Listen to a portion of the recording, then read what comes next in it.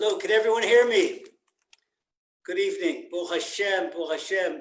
Thank you. Lovely to be here with you. And good evening from Ashdod and Emunah Beams in the Lighthouse in Miami. And this is what the virtual world lets us be together. One of the advantages of COVID-19, what we say that everything is for the best because of all this brought about our shiur, and Baruch Hashem, we're already in our third month, beginning our third month tonight. And thank you to Michael, and thank you to Vivian, and thank you to all the Lighthouse staff, and thanks to all our wonderful friends. It's so good to see every week, Baruch Hashem. Tonight, we're going to speak about a subject that's good for each one of us, and it's good to weather the times, because in times, these are certainly stressful times, and it's a challenge to have a smile on your face, especially now what's going on in Israel. And I read that it's in Texas and Florida also. After, there was a calm before the storm. Now, is there a resurgence of COVID? Today was a record-setting, last 24 hours was a record-setting amount of newly sick people. And the government's trying to do everything to avoid lockdown, but what they've selectively put parts of Israel in lockdown, and Ashdod is included because it's really difficult here. And like last day, something like 150 people sick. It's very difficult. Oh Hashem.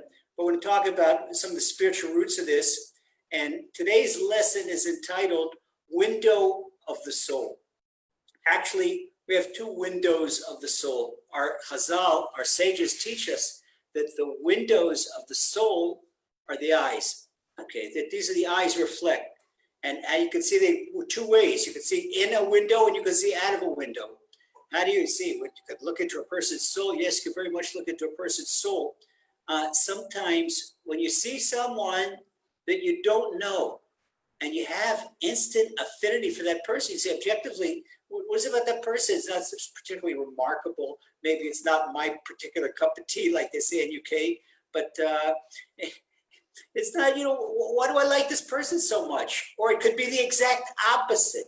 Why is this person aversive to me? I just, don't have chemistry with this particular individual. It's probably because of what's reflecting from the soul. The soul can reflect light and it can reflect darkness. The soul is like it's a funny soul. It acts like a solar reactor. You have a solar reactor in Israel. Much of our power all in the summer is solar reactors because the sun is so strong here. We have all year long, we have hot water from the sun. And on sunny days, the only time we turn on electricity for the hot water heater is when there's a couple of days cloudy, a couple of days rain in the winter, but usually all year long. So what works the same way? When the soul, but like in a solar heater, if the solar heater is soiled and it's dirty, for example, they have every 50 days, it's called a khamsin. Khamsin in Arabic means 50. Every 50 days, every 7 weeks, blows off the desert from the direction of Saudi Arabia to the southeast of us, this wind, and this wind that blows is the opposite of the prevailing winds. The prevailing winds come from the Mediterranean, from the west, and go easterly. Well, this wind goes east and then goes out to the west, and it brings a big dry thing. We're expecting one tomorrow, that the temperatures really go up. It becomes like the Sahara here. It becomes like the Arabian desert, really going to be hot. And what happens is you almost have to close the windows of the house. You have to go completely air condition even without the heat, because the whole atmosphere is filled with a thin yellow film. The sky looks yellow because it's full of sand. This wind brings the sand off the Arabian desert and brings it to Israel. And you see in your living room, everywhere, everything is full of sand. If your bookshelf, your bookcase, everything is full of sand. So this is what happens. That if your eyes, something like that, but your eyes, it's dangerous to go outside. You have to wear glasses or something because the sand gets in your eyes and it's really abusive and it's abrasive for the eyes. The same thing is when things come into our eyes that are not good for the soul. They're abrasive to the eyes and they make it dirty. So what happens in a Hamsin? We have to go up on the roof and go to the solar reflectors. They're full of sand, and they get really mucky with the condensation at night. The sand turns into mud. And when there's mud on the reflectors, it doesn't heat well because they don't the sun. So we have to clean the reflectors and keep those reflectors clean. The same thing is with the eyes. It's the window of the soul. We have to keep the eyes clean so that they reflect in the soul. And when I talk about guarding the eyes, guarding eyes is only 25% of it. But when we talk about guarding the eyes, it's not, oh, here comes Lazer with the prudish stuff. No, this is not prudish stuff. This is health of the soul. We're talking about tonight health of the soul. And just like if you go to Dr. David Dome and he'd check your eyes and he'd say, listen, you have to take care of the health of your eyes. Well, we're talking about the spiritual health in the eyes because there's two aspects for eyesight.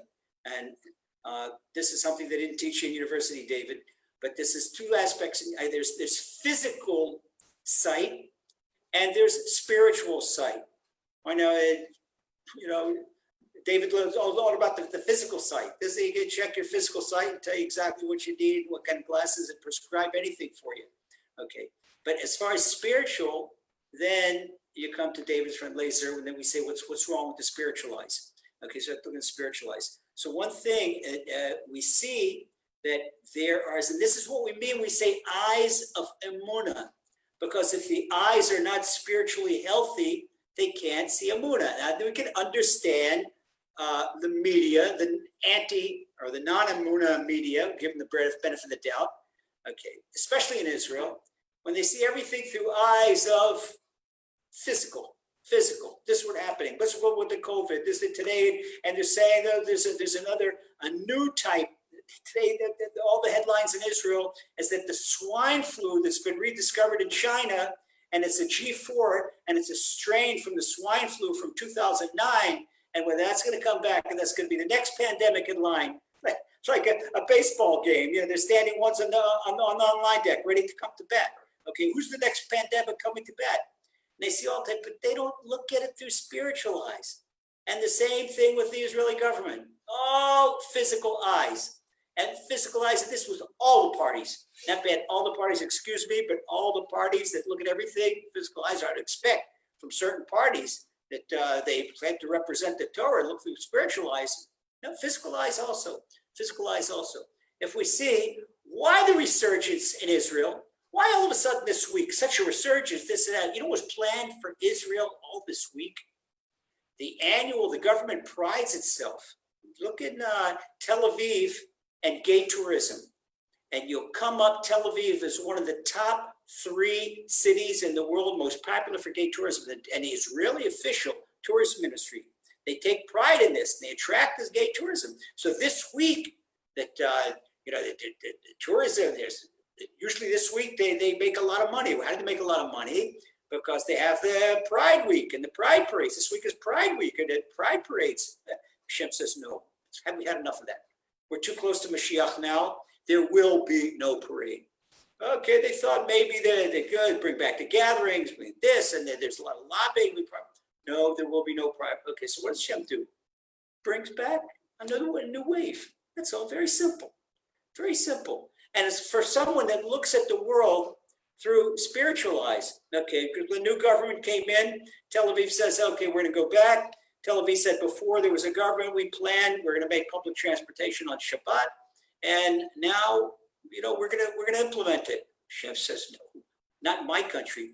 This is Hashem's country. Okay, so another reason to come back.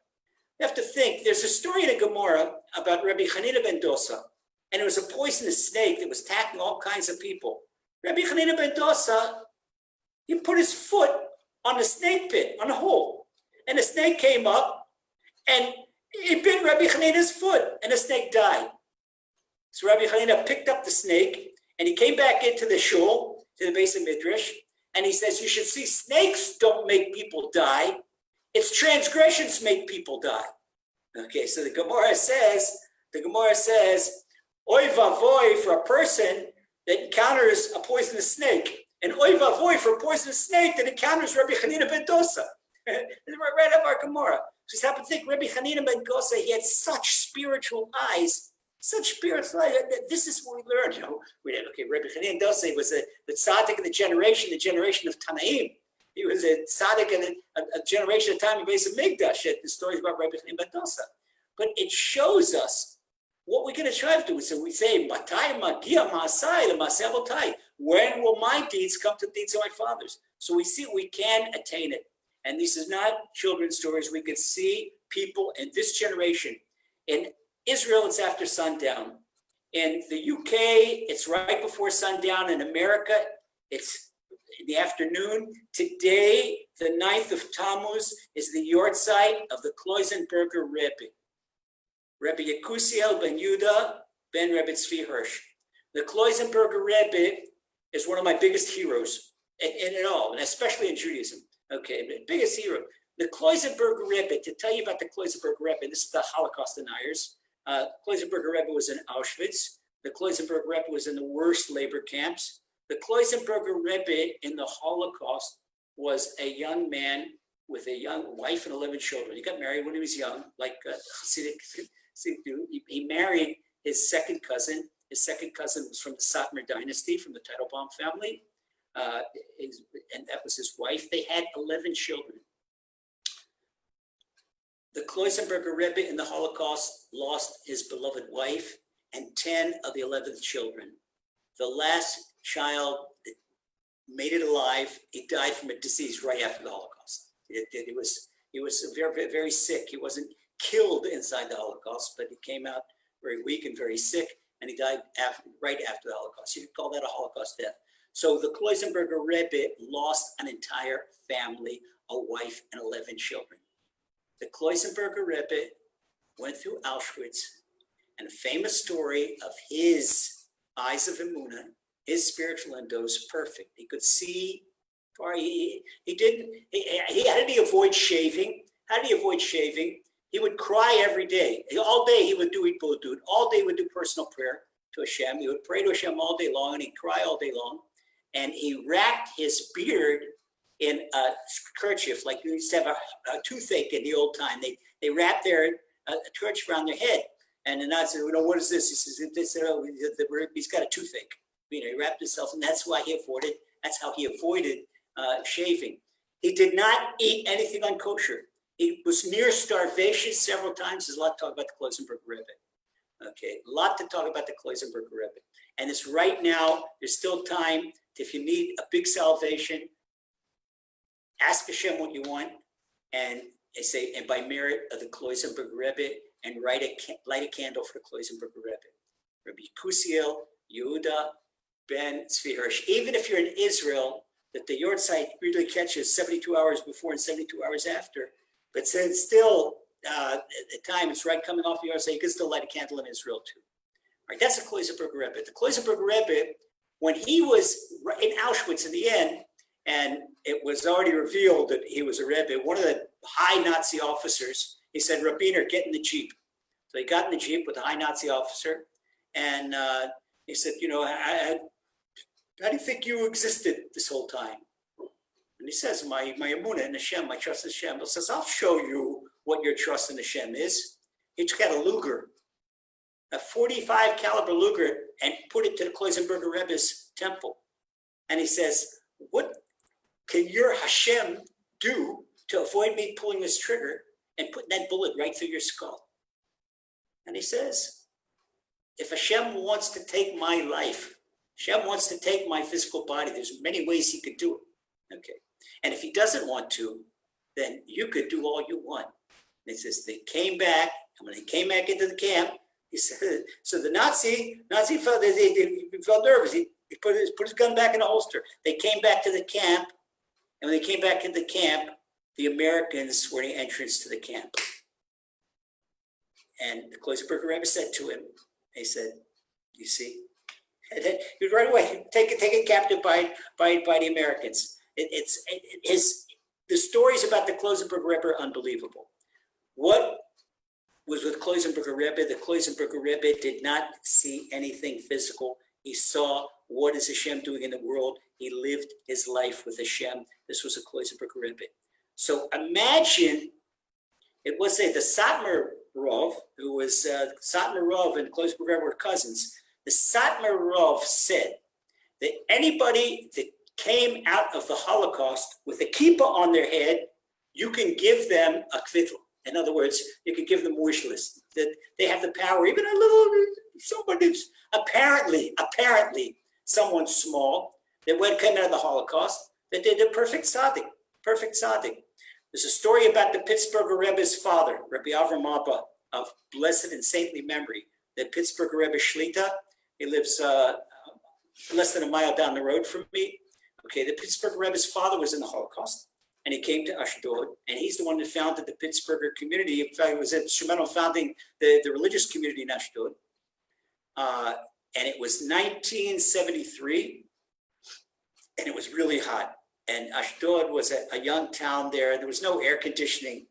No one heard of air conditioning back then. And in Israel in 1973, there was fans. And the way you air condition is you put a wet sheet in the door. I remember when I was in the army, we would put a wet sheet in the entrance to the tent, and the wind would blow it through it, and that would cool us down. That was our air conditioning. Okay, if you had a fan, I mean, if you're a rich person in Israel back then, after Yom Kippur War, then you had a fan. Well, the Pittsburgher Rebbe was not a healthy man toward the end of his life, and rich guy, neighborhood, he says, Rebbe, I'll tell you what, if you promise me that I will be next to you in Gan Eden, then I will build you air-conditioned air-conditioned shul with mikveh, with everything, something I've heard of. Back then, he was willing to give the Rebbe $3 million. The Rebbe said to him, that's very generous of you, but I can't accept the offer. He said, what do you mean, Rebbe? I'll turn down the offer. All you do promise that I'll be next to you. Arrange me a little seat next to you in Gan Eden, that's all.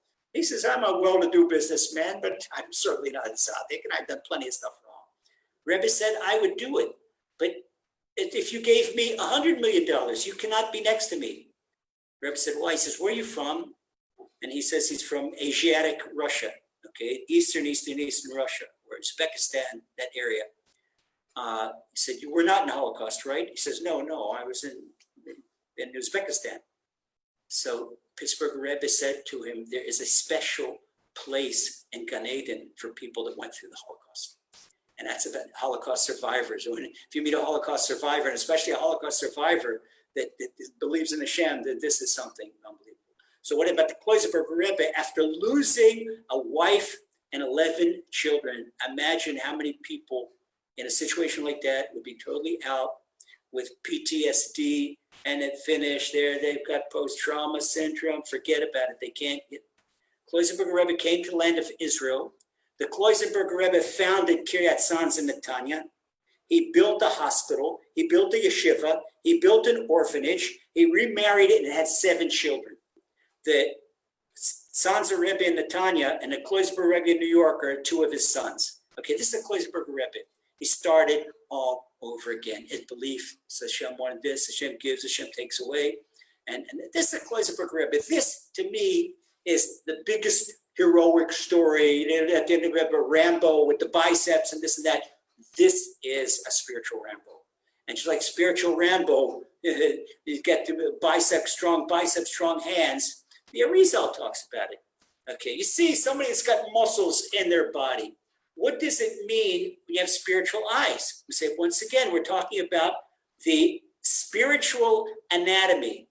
The Arizal talks about it. Rabbi Nachman writes about it. Open up Likutei Moran, the first part of Likutei Moran in Torah 91, Sadik Aleph. Rabbi Nachman quotes the Arizal, and he says there is such a thing as bringing emunah into your hands, having hands of emunah. How do you have hands of emunah? Rabbi Nachman says, if you know what we do, in a Hasidic custom, and many B'nai Torah, Lithuanians do also, because of the Shulchan Aruch, before we wash our hands for breaking bread, for saying Hamotzi, we raise our hands. The right hand is a little bit higher than the left hand, and we say, Su yadechem kodesh, carry your hands in holiness, and I carry my palms toward your mitzvahs, that I love to do your mitzvahs, and I shall speak all the time of your laws. So the Arizal says, Rabbi Nachman quotes and says that when you do this and you say this pasuk of Suyadechem Kodesh before you say Hamotzi, before you say Al Netilat Yadayim, prior to Hamotzi, you say this pasuk and you raise your hands, you uplift your hands before you dry them, you wash your hands before eating bread, okay? Then you raise your hands, you say the Suyadechem Kodesh, then you say the blessing, then you dry the hands, then you make the Hamotzi. It's all in the order in Shulchan Aruch. The Arizal says by raising one's hands to Hashem after that blessing, the hands receive emunah. The hands receive emunah. Just the hands receive emunah.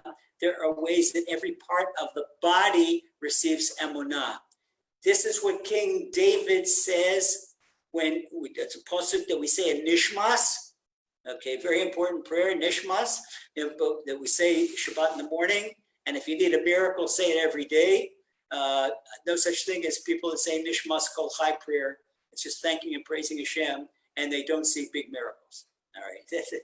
Okay, so in Nishmas prayer, we say, Kol atzmosai tomalna Hashem mikamocha.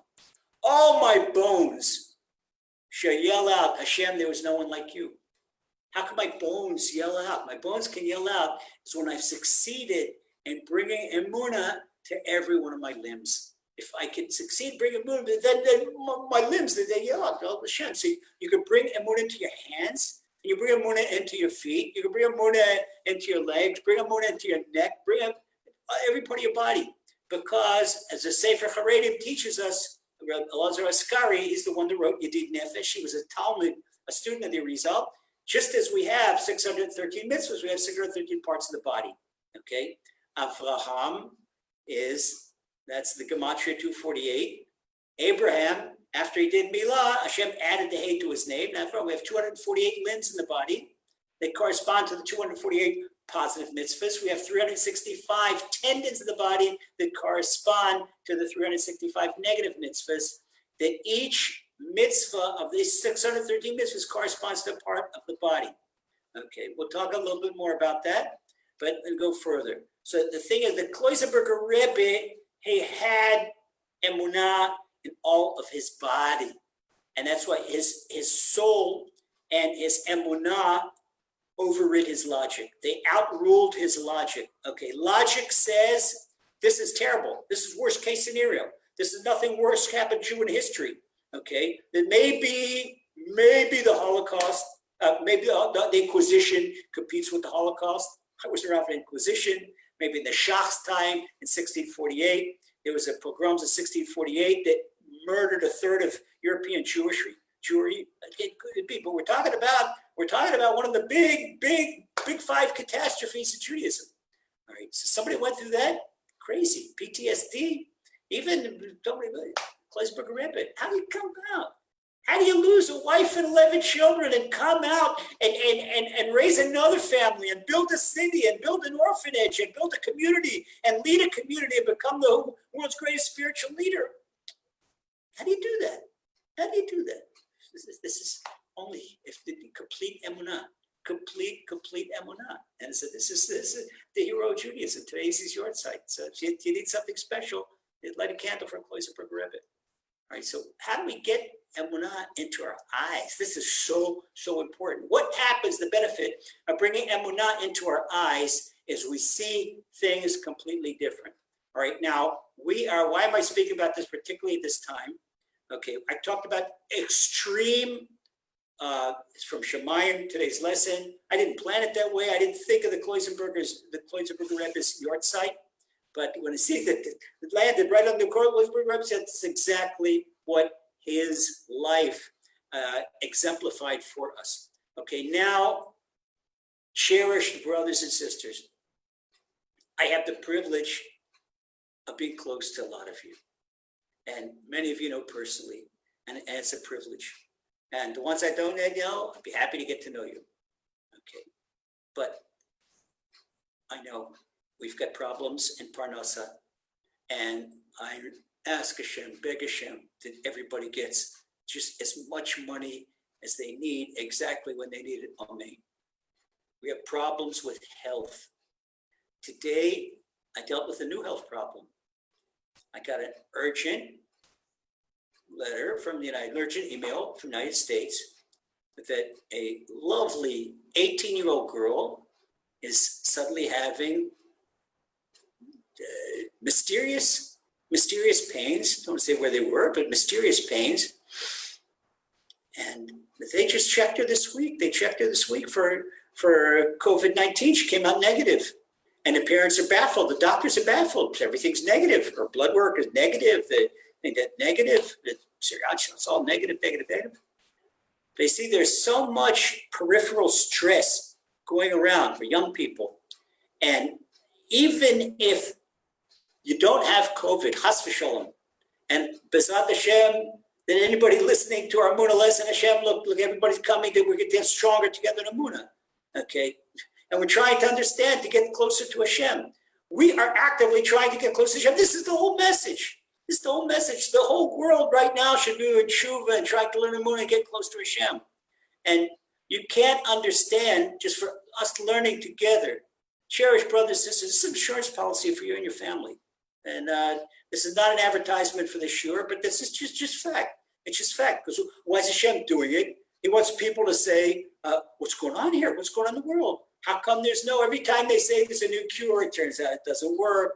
And everything, they think there's a cure now, there's a thing, but the new virus on the way, people don't understand because they don't have spiritual eyes. So now what's happening, and this is what the young lady that was feeling bad, I told the parents, I said, I'm positive, know your family, know your daughter, I'm positive that it's stress, it's fear, it's stress and fear.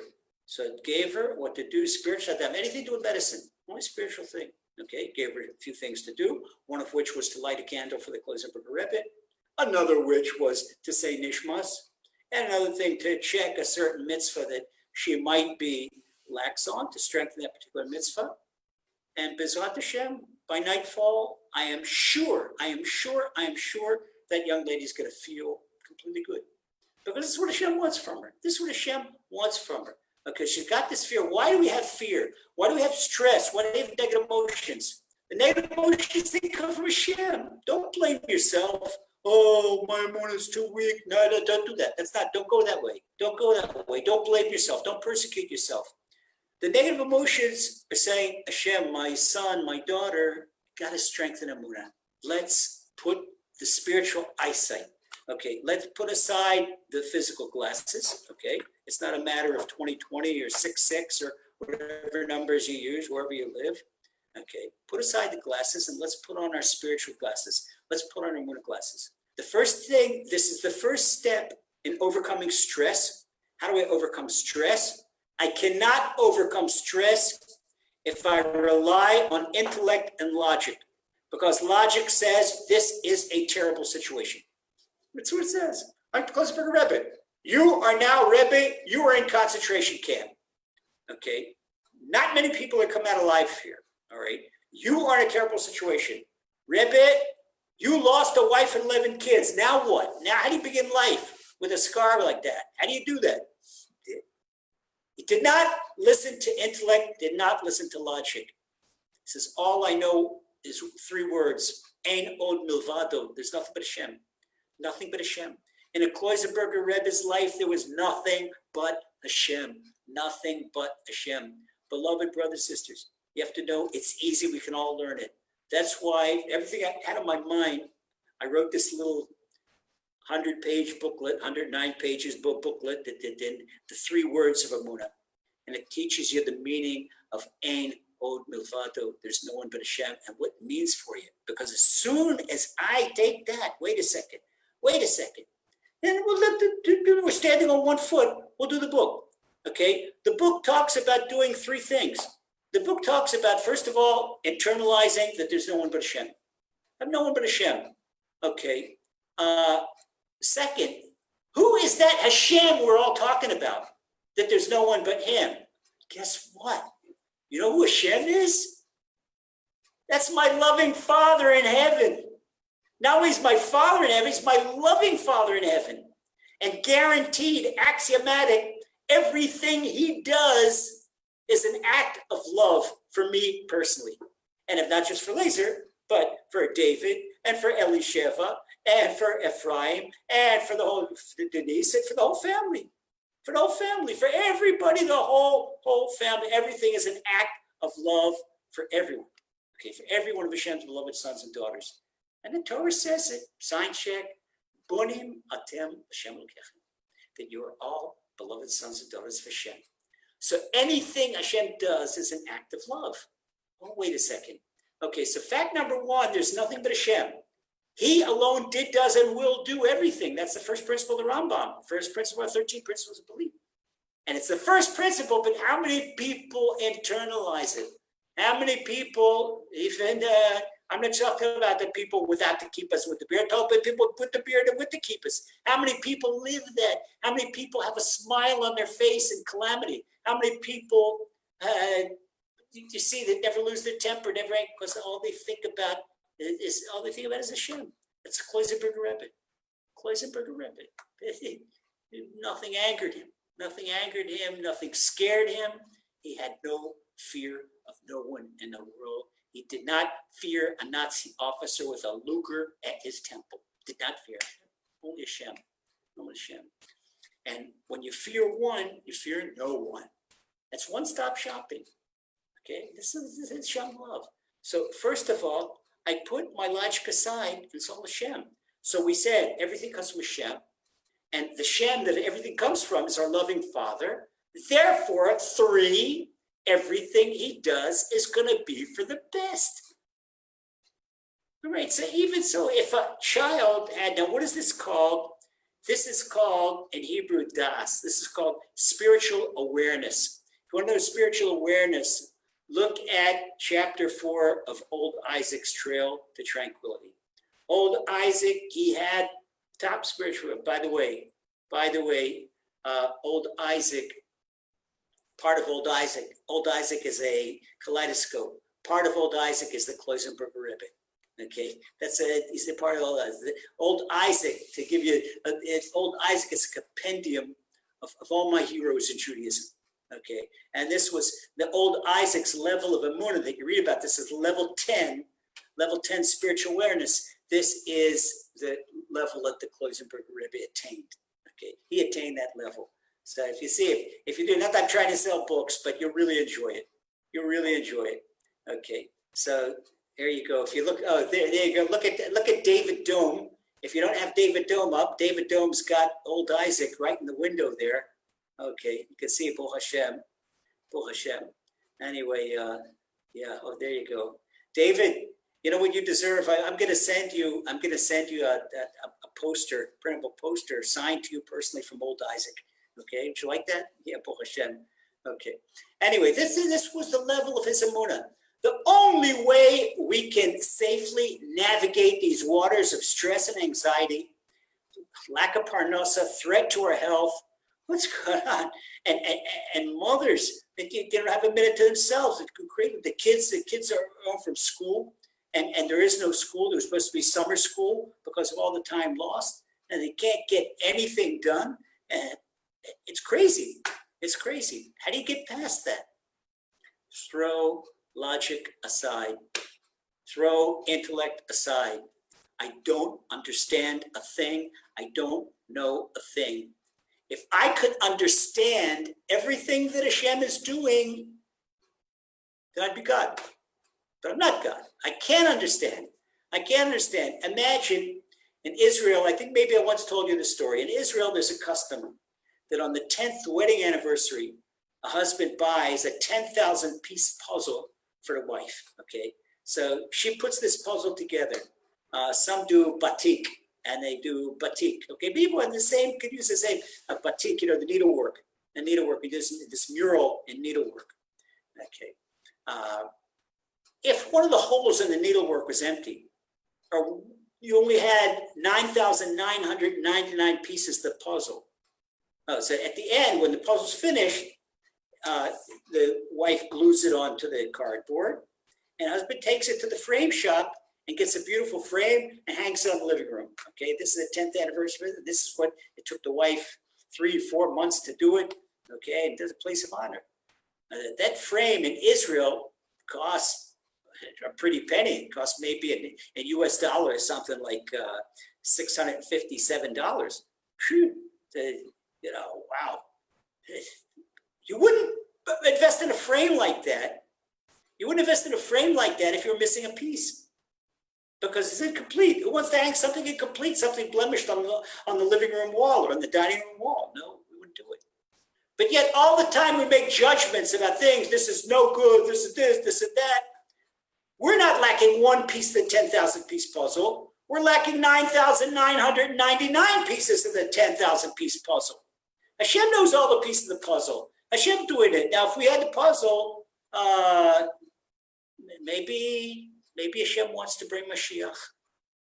Maybe Hashem is putting people through extreme stress. Okay, in Israel, so it should clean up the land of Israel. And in the UK and Canada, America, that maybe people should start thinking about Aliyah. Oh, and why the anti-Semitism? That also comes from Hashem. That's also for the best.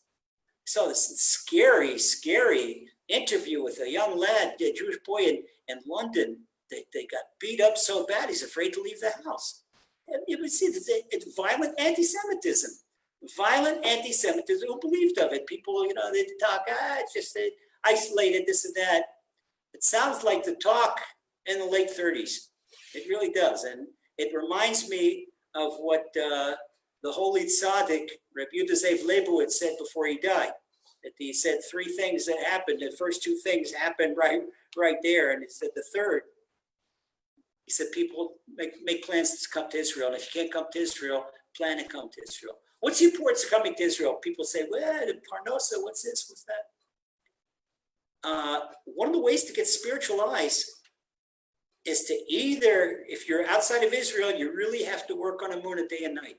In Israel, it comes much easier because if we're talking about spiritual eye health, let's talk about spiritual cataracts. Okay, cataracts are blockages like a film that blocks the eye, make a cloudiness, especially when you look in light. Okay, so what happens when you go to cataract operation? That the doctor takes out the natural lens that's got clouded up. Oh, usually people that's older, people are old like me, right? And they put in an artificial lens. An artificial lens is clear, but that doesn't work like the regular eyes. I know I had a cataract operation on one eye, and then after that, got PVDs that get difficult, different things, the floaters, different problems. So I said, the other eye, leave it go. Anyway, it's just you can't avoid Hashem. Can't avoid Hashem. Okay, Lazer, you got to do big tshuva on your eyes too. You have to do big tshuva on your eyes. See, the doctors can't help do an operation. It still has a cloudiness, but a different type of cloudiness. All right. So Thursday, I remind myself every day, one thing, tshuva every single day, every single day, every single day, every single day. This is what Hashem wants from us. Okay, so maybe I haven't completed my tshuva yet. Hashem doesn't expect us to complete. But the law of tshuva in the Torah says, shuvu ad Hashem Elokecha, that we have the obligation to come back to Hashem. Tshuva does not mean penitence. It means to return to Hashem. What's it mean to return to Hashem? To return our spiritual eyes, to take them away from the physical world and return them to the spiritual world, where I see only Hashem. And this is what King David could say in Psalm 16, Shiviti Lashem Negdi Tamid. Shiviti Hashem, I could see all King David saw was the four letters of Hashem's name. King David saw spirituality in the world. King David was so spiritual, he knew the language of the birds. He knew the language of the animals. He knew the language of the trees. That's how he wrote Perek Shira, because he knew every creation. He could hear how the wheat in the field, when the wind blows through it, how they were singing to Hashem. And he wrote the song, what each one sings, but Perek Shira. It's really uplifting, something lovely. Okay. This is spiritual eyes that King David, the Kloisenberger Rebbe, this is what Hashem wants from us too. He says, no, that every one of you, my beloved children, you can have those spiritual eyes too. But maybe not become a Moses, but how about starting first and becoming a Hananiah and becoming a David and becoming a Michael? Let's do what you got. Do it.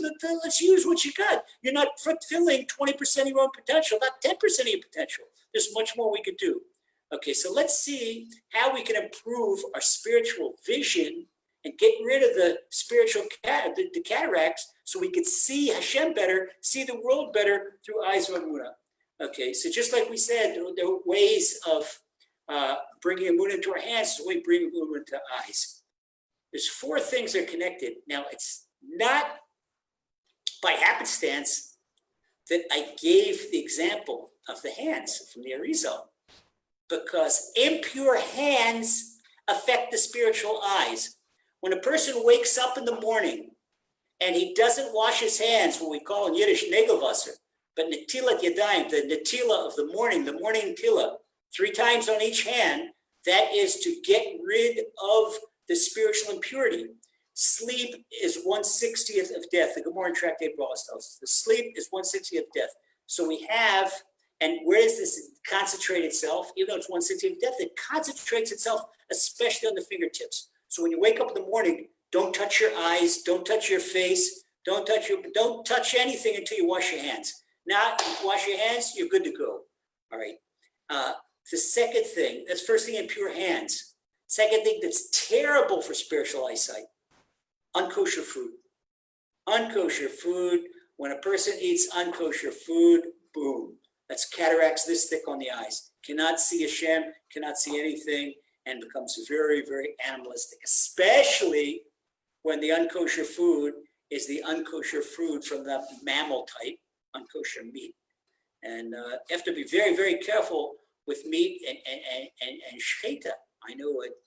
In recent years, and recently I've limited my own meat intake to just to poultry and a little bit of poultry on Shabbat, and the rest is veggies. And I feel my body and my neshama feel much better. It's good. It's lighter.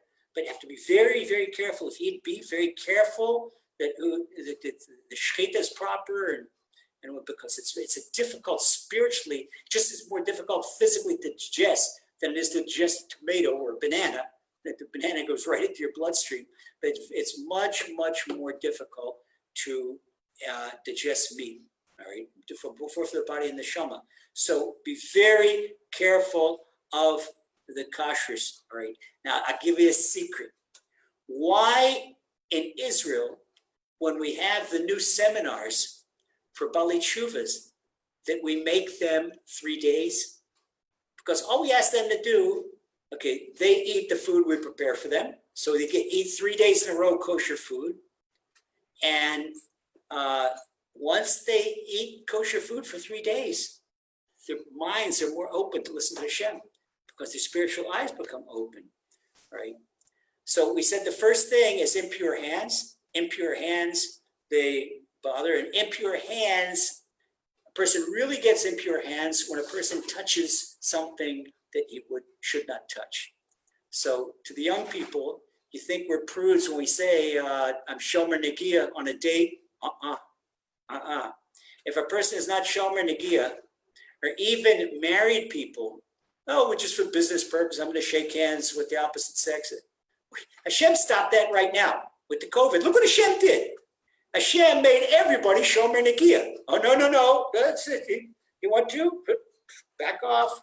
All right, wearing the mask and said, everybody Shomer Negia. Look what Hashem is doing. When you see with spiritual eyes, you say, what Hashem has to do the lengths of, if we were all Shomer Negia, and everybody was Shomer Negia in business and Shomer Negia on a date, there wouldn't be COVID. That's another thing. All these things we can say one by one, the impure hands, you're not supposed to, when you go outside yet, before you come back, you're supposed to wash your hands from COVID. Hashem brought COVID to make us all wash our hands and to worry about our hand hygiene. Look how much we're talking about hand hygiene. It's not a matter of your physical hygiene, the bacteria in your hands. It's not a matter of the antibacterial gel. It's a matter of putting water 3 times. We're talking about spiritual hygiene, purity, washing your hands before you eat, washing your hands when you come out of the bathroom, washing your hands when you touch a part of your body that should be covered. Okay, so the first thing that is good for spiritual vision is maintaining the purity of the hands. The second thing is maintaining the kashrus level food, good kashrus level. The third thing is looking at things we shouldn't. That is a big spiritual cataract. Okay. Again, we can see all these things where people think, hey, pretty, and this. First of all, the Torah says it. And if the Torah says it, the Torah all the mitzvahs of the Torah are for our spiritual health. Okay. And listen, I'm going to have time for some questions. The fourth thing that improves our spiritual eyesight or murders our spiritual eyesight is jealousy.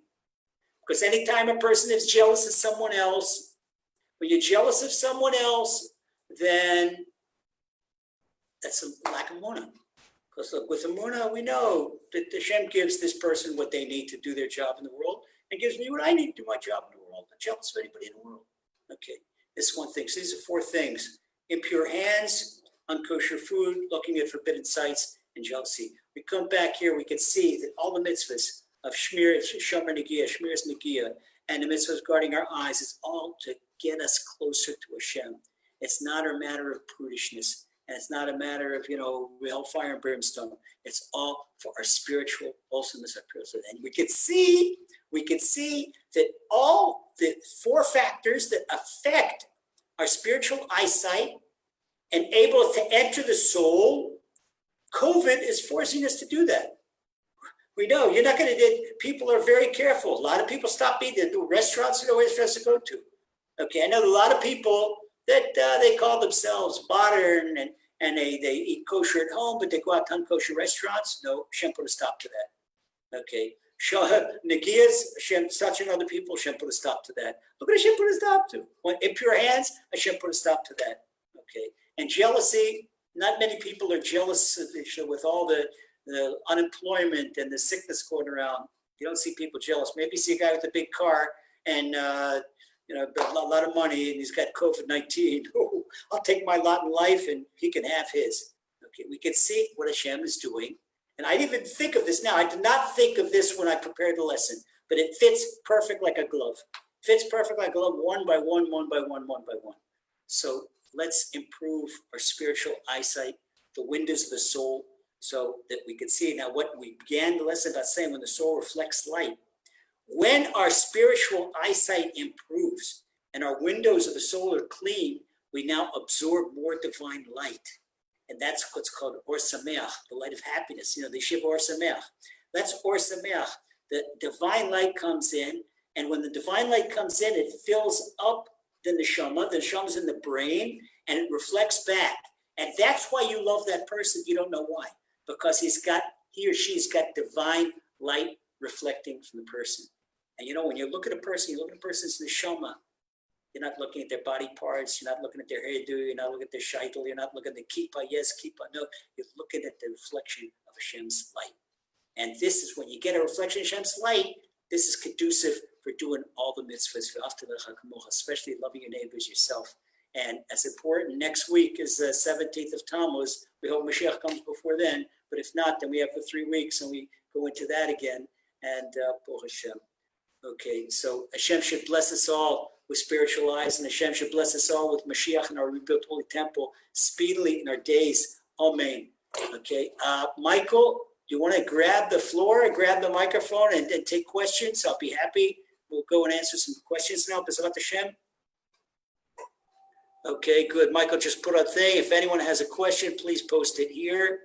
Elliot has a question. Good.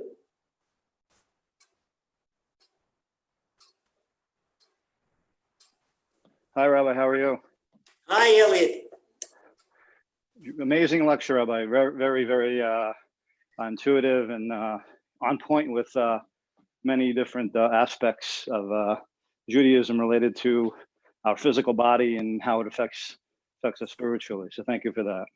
Oh, thank Hashem, Elliot. Thank you. So I have two questions actually. A very simple question and then a kind of a little bit more complicated question. The first question, a simple question, regarding the yahrzeit candle for a tzaddik, a righteous person. Is it like a 24-hour candle that's lit right when it gets dark, or is it like a 72-hour candle that has to be lit in a day, or like what's the rules regarding when you light candles for tzaddikim? Whatever you do, Elliot, is fine. Even if you take a little tea light candle, a 4-hour candle, and light it and say this is the memory of the tzaddik. But the 72-hour candle is certainly fantastic. Okay, whatever you do, it's acceptable. Usually acceptable to a 24-hour candle, and light it whenever you like. Whenever you like, it goes in. The yahrzeit the influence that tzaddik is starts 72 hours before and 72 hours after. So it's really, the Kloisenberger Rebbe, he could do a lot more out of the flesh than he could do in the flesh. And I'm sure with his merit will come to aid you and your family and aid all of us in whatever we need. So whatever you do is fine. Thank you. Okay, that's the question. Now the more complicated one. Okay, so for the more complicated question, I've been really trying to work on, the way I speak about people, lashon hara, cursing, just speaking bad or thinking bad with respect to other people. So I'm trying to be a lot more cognizant and aware of what words come out of my mouth overall, work, home, family, on the road, whatever, right? So here's my question regarding lashon hara. If you're talking about, let's say, somebody that parked, inconsiderate in front of your house, and you're like, that guy parked like a what, or this politician's a what, or this person down the street, working in Best Buy treated me unfairly because of something. So we have like all these different people that we interact with during the day. Some people are of no significance to us, but yet we still speak bad about them because maybe we don't approve of something that they did, even though it may not affect us. But sometimes we meet people that it does affect us. We don't know these people, people that come and go in our lives, right? That don't have significance, but still made us feel, irritated in a certain way. Then we have people that are much closer to us, family members, friends, people from our shul, things of that nature, where when we know that if we say something bad, it's full-blown lashon hara. So here's my question. What is the distinction when you're speaking bad about somebody? If you say something bad about somebody you don't know, you read something on the news, you're like, oh, I don't like what that person said or did. I'm not happy with the way this person is handling something, versus somebody like you're talking bad about your wife behind her back, or your coworker or a boss behind your back. Where does it start and where does it stop with lashon hara? Is it like you can never say anything bad about anybody regardless of where you are, what you're doing? Or is it more like there's certain stipulations when people are close to you, people are not close to you, people have violated you or offended you, that kind of thing. So I'm trying to gauge, how I speak just overall about people and know what the rules are with that. Okay, that's that. Take a hold of this. I'm going to give you a short answer, and the rest is commentary you can see. You heard me mention old Isaac. Okay, right. Old Isaac was old Isaac. I'll tell you two quick stories. Old Isaac had a number on his forearm. Okay, you know where he got that number in the forearm? Of course. He was religious. He didn't put a tattoo on there, but that was from the Nazis. Old Isaac had a very abusive Englishman that came to his inn that had been through the Blitz, and this Englishman hated German, anything German. Okay, old Isaac had a young German couple, and old Isaac was very, very big, strong, and fit, but he was in his early 90s. He was 93, and his German couple lost their son in the forest. Okay, old Isaac put his life in his hands to go and save that boy. And the German says, what? I wouldn't give him the time of day. What's Isaac going after? This is the way he was. This is the way he was. He didn't hate Germans. He knew it came from Hashem. He knew the Holocaust from Hashem. Old Isaac caught a thief in his house that was robbing him. And these sound like, these are true stories. These are true stories, but I used an allegorical character. Okay, old Isaac caught a thief. He could have bashed the thief. Old Isaac was tremendous. He was the size of an average ox. Okay, he could have murdered this guy. He said to him, looked at him in his face, spiritual eyes, and he says, you're not a thief. He says, you're right. He says, I'm hungry. He says, how many days have you not eaten? He said, it's going to be 3. Here he caught a thief red-handed in his kitchen, and he said, you sit down. He made him dinner, and then he left him and gave it. And after he fed him dinner, made him dinner personally, he gave him $500 and left. Right. Wow. Elliot, when anybody talks about you, this is a trail to tranquility. I suggest that this will give you a perspective of how to feel when people dump on you. Okay. Right. But we just said in the lesson, there is nobody. There is nobody. Okay. We all get dumped on from time to time at home. Okay. I call it domestic dump. Okay. Thank you. Okay. We go. All right. But what is it? I know everybody out here has got a kosher wife. And you know, there's a law about a kosher wife that Hashem speaks through her mouth. So don't say anything to her. It's Hashem. This is what I focus on. It's not the boss, it's Hashem. Okay. If somebody, a co-worker bad mouths you, Hashem, this beats a snake bite any time of the day. Okay. Do you know what happens when you accept a situation like that with Emunah? Then that boomerang that was thrown at your jugular goes right back to where it was thrown. And this is a signed check from King David. Bo karav yichpereu. It says, if someone, King David says, that if someone digs a pit for you to fall in, Has v'shalom Elliot, they're going to fall into it. All right? So you have to know, nobody opens their mouth, but Hashem, Hashem, this from you. And do you know what it does for your Parnasa, Elliot, when, okay, somebody badmouths you to the boss? Oh, you know what Elliot did? Okay. Elliot, beloved brother, your Parnasa does not come from the boss, doesn't come from your place of employment, it comes from Hashem. And when you say Hashem, okay, I'm getting dumped on at work, but I know it comes from you. And I know a person that was working somewhere recently, got kicked out after 18 years, and all of a sudden he got a better position he couldn't dream of. We're talking about a position where the economy, 1 million people unemployed in Israel, and the economy is down, and only a third of the people that were laid off are back at work now, and this and that. And most, he would never, in normal times, he wouldn't leave that place. Okay? Now he left, he got something better. He realized what a nincompoop. He said to me, Hashem want to give me all along. I said, no, Hashem had his time schedule. Okay, yeah, time schedule. But now that you see it, this is what Hashem wants. Okay, nobody, I promise you, the Gemara in Pesachim, sign check. Everything I say, this is a signed check from the Gemara. Or King David, or Psalms, everything. Elliot, nobody can touch a hair on your head. You or your family, nobody can touch a cent that is destined for you. Nobody, okay? So they want to talk, they want to talk. Guess what? It's a present.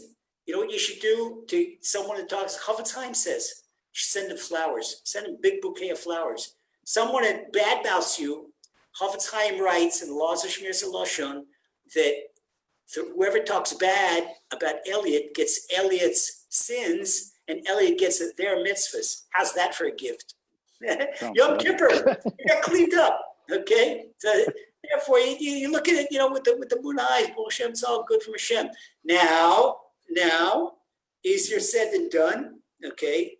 It's Emunah under fire. That is high level of Emunah, all right? And it's, you know, theoretical. We all have theoretical Emunah. All have theoretical. Everybody here has read Emunah books, everything. So we all have theoretical Emunah. How do we act under fire? And this is what we have to internalize all the time. And we internalize, ask Hashem, Hashem, help me feel you in my life. Help me internalize. We've mentioned the 3 words of Emunah, Ein Od Milvado, no one but you, and the 3 principles, that everything is from you, and Hashem's a loving Father, and it's all for the best. And so I can just thank Hashem for everything. That's standing on 1 foot. And the longer answer, we have to read the Chofetz Chaim together. I suggest you read a Torah Tranquility, and you will really get a healthy perspective on that, and it'll keep you from getting angry. Okay? Bo Hashem. Okay, my pleasure. Got some more time. Hananya, you don't have to say never mind. You can ask your question. Bo Hashem. Okay. Anybody else have a question? Go fire away.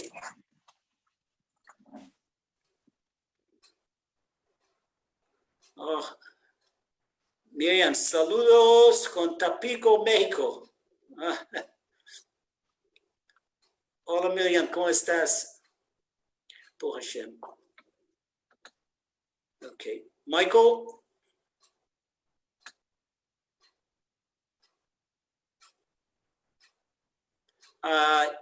If you have a question, we still have another few minutes. We can answer questions. If not, people send me emails after the shiur, and it's difficult for me to answer all those emails.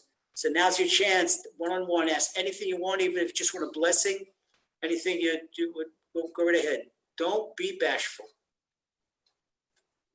I say hello, everybody. Elliot, we just spoke to. David, hello. Avigail, Baruch Hashem, shalom.